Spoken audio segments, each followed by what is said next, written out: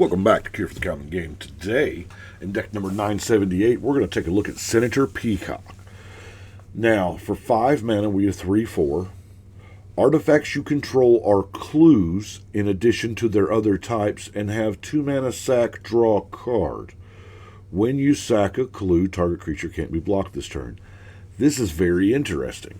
So, all your artifacts become clues, so you can sack them at will. Some of which you don't want to, some of which you do. But whenever you sacrifice a clue, target creature can't be blocked this turn. So you get a benefit for sacking a clue, and all your artifacts are clues. So that led me to want to go to artifacts that you would normally want to sacrifice anyway. You know what I'm talking about. Wayfarer's Bauble. Because Senator Peacock doesn't care about that you sacked it to draw the card, just when you sacrifice a clue. So I present 1 mana Wayfarer's Bauble, artifact clue, 2 mana, sack it, search your library for a basic land, put it on the battlefield, draw a card, or target creature can't be blocked. Wow. Right?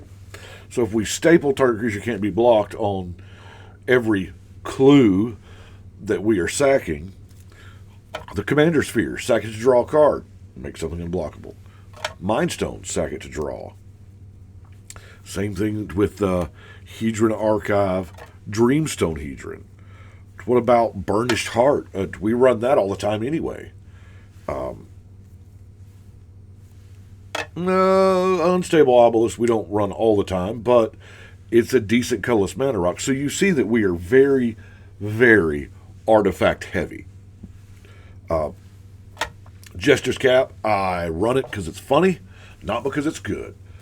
There are times when somebody is convinced that they have it in their deck, and you kindly remind them that no, they do not. You saw to it. Now, Mycosynth Wellspring is one of those cards that's like, well, you know, we all look at it and like when it enters or you search for a land, put it in your hand, but you're like, well, I'll get the inner effect, but I don't really get the ending effect. Well, guess what? It's a clue. Ransom Note, a clue already. And then the Soul Guide Lantern. You take out a card but the big thing is you sack it to exile each opponent's graveyard. And of course you get the sack clue trigger. Well, anyway. That's I got off on that random tangent, I'm sorry. Let's get to our ramp. And yes, we're just going to start off with the Ethereum Sculptor, because, you know, artifacts costing 1 less. That is what we are in for. Foundry Inspector as well. But now things like this, like the Ornithopter of Paradise, the Silver Mirror, once they become not useful anymore, or they become like, if they get targeted or somebody's board wipes, as long as you got some mana open, you can sack these clues, these mirror clues, right? Star Compass, Decanter of Endless Water, Sky Diamond. You didn't think I'm just Soul Ring, did you? Thran Dynamo, Machine God's Effigy. Now this one's interesting. Copy any creature except that it's an artifact and has tap for a blue. So I have it in the mana ramp. I mean, it's 4 mana for essentially a cloned mana dork.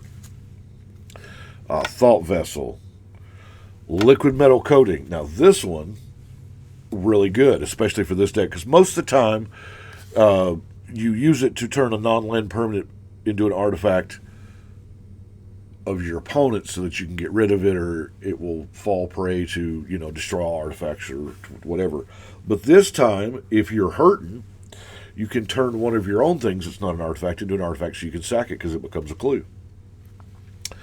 Basalt Monolith, Palladium Mirror, Worn Power Stone. Yeah, I'm running Myriad Landscape. But Midnight Clock. Now, this doesn't sacrifice itself, it exiles itself. But I normally use it, I classify the Midnight Clock as ramp and not card draw, because immediately you can use it for the tap to add a blue. right? But sometimes it just dies before you get a chance to personal twist. And then we're playing mono blue, so the High Tide seemed like a card I really wanted.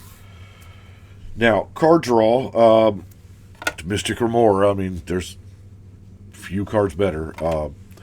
Thoughtcast, just because it is what it is. Mystic Forge. Now, I know this is not card draw, but having access to being able to play artifacts from the top, artifacts and colorless spells from the top of your library, that's important. You know why. Don't act like you don't know what's coming. But if you're able to access and, that's pretty good. Eventually, one day, I'll do a Necropotence mono black artifact thing where, anyway. Alejandro's Archive. If you would draw 2 instead. The life gain is negligible here. We're using it for the card draw, And then we want to keep our commander safe because it does things that people don't like and they will try to kill it. Now, I have not had a chance to play this deck yet. We have Swiftfoot Boots and Whisper Silk Cloak. Of course, we also have the Nettlecyst, +1 for each artifact you control. Seems good. Okay, we'll go ahead and throw it out there. We have the Michaels and Lattice, turning everything into an artifact. So all of your lands are clues now. Yeah. So, and then since we're in blue and the Michaels and Lattice, Hurkyl's Recall at instant speed. Yes, I know. I generally only do this defensively. If somebody's going to have a bad day. If you have the Lattice and you cast the Recall, generally it either A gets countered or B gets a concession. I mean, that's just the way it is. But I generally only do it as retaliation for something that was done to me. I don't randomly pick somebody out and do that because that's just, not the kind of player I am. But if they've destroyed a bunch of my stuff, oh, honey, it's happening.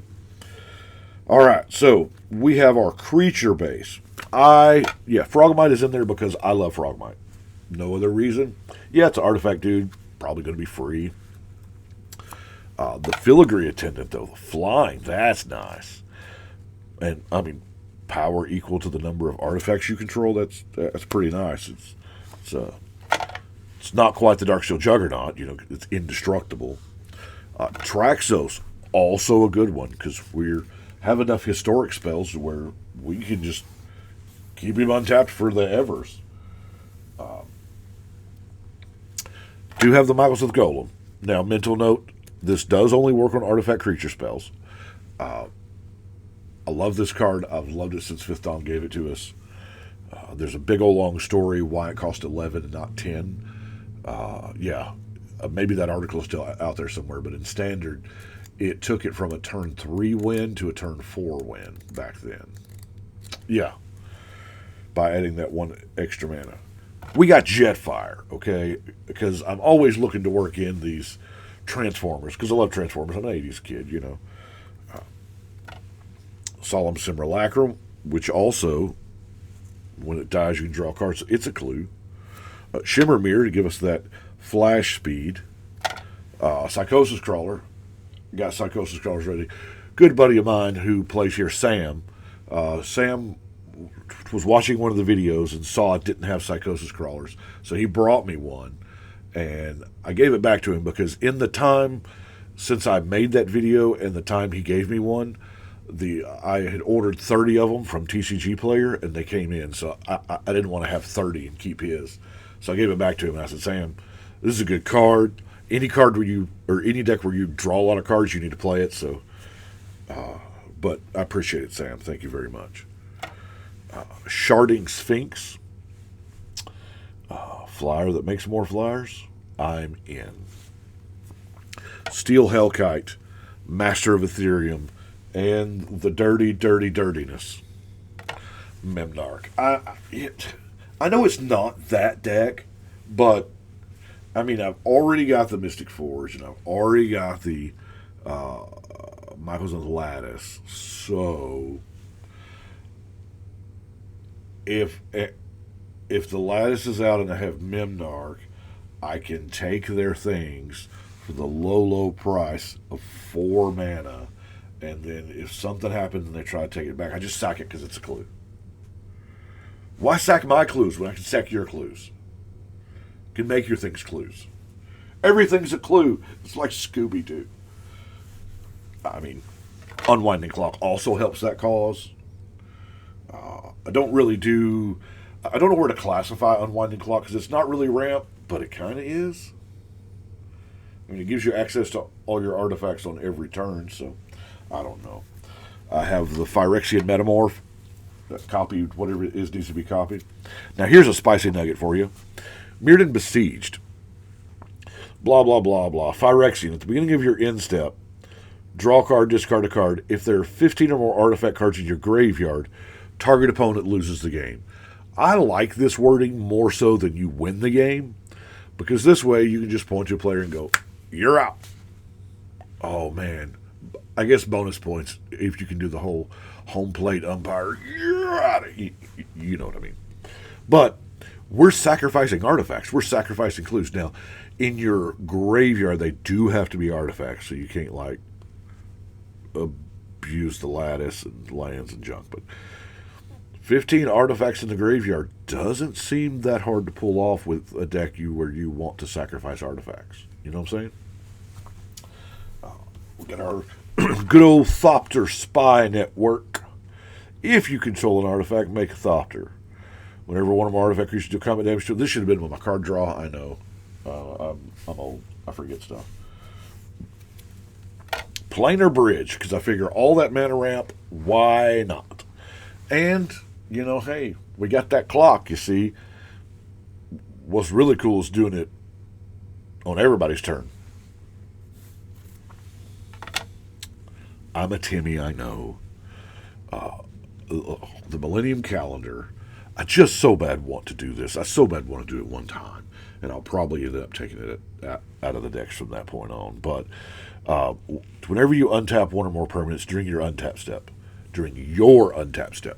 so Unwinding Clock is not going to help with your untapping. It'll help with the next line, though. 2 mana tap, double number of time counters on this. So you can double on everybody's turn, even if it's just one. One becomes 2, 4, 8, you know. But yeah, 1,000. And I like that it loses 1,000 life. It's just each opponent. Pretty neat. Got our good old-fashioned tutor here, the Fabricate. Beautiful, beautiful special guest version. Love that one. And let's face it, March of the Machines. Because, all right, here's how March of the Machines works. Magos and Lattice, March of the Machines, locks everybody else out of the game. It turns all artifacts into creatures with power and toughness equal to their converted mana cost. All their lands are creatures that cost 0, so they become 0/0, and as a state-based effect, they are placed into the graveyard. Even if they play a new land, they cannot tap it for mana before it dies, because it's a creature. It's sick. Yeah, so you've got all your artifact manas, and you look around, and maybe there's one person with a Soul Ring, you know, and you're like, The two of those cards together generally causes a game concession as well. Now, don't always like to be that guy, but y'all have seen a lot of my decks. I have a lot of fun casual decks, and I have some decks that are like this, that sometimes, what was that? I used to work with a old guy years ago that says, every now and then you got to flex your muscles to make sure you still got them. Anyway,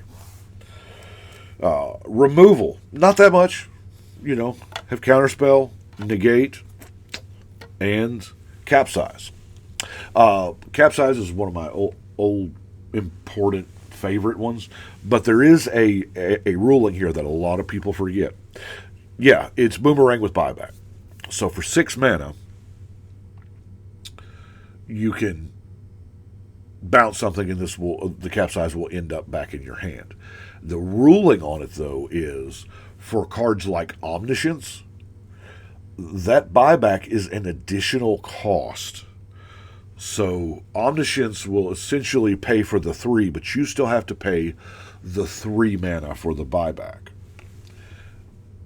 Now, in a similar but unrelated ruling, when you cast the spell, that buyback is included. So the total cost of 6. If you have a blue medallion, sapphire medallion, it will reduce it by 1, so you can pay 5. Anyway, just figured I would cover that since the card came up.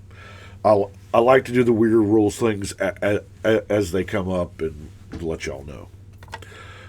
Seed of the Cyanide. We're into the non-basic lands. We're almost done, folks. Because it's an artifact land and it helps all the artifact thingies, And then Temple of the False God, which I use almost exclusively nowadays in monocolor decks because it's not like you're hurting for any one color. But that's what we have for Senator Peacock. I have to go because we are having our RCQ this morning. So, in a few hours, but I got to get ready. That's what I've got for today. I appreciate y'all watching, liking, subscribing. And if you haven't subscribed yet, go ahead and do that. Takes you a second. What do they say? Ring the bell. Yeah. Anyway, that's what I've got. I appreciate y'all watching. But we're going to shuffle and cut.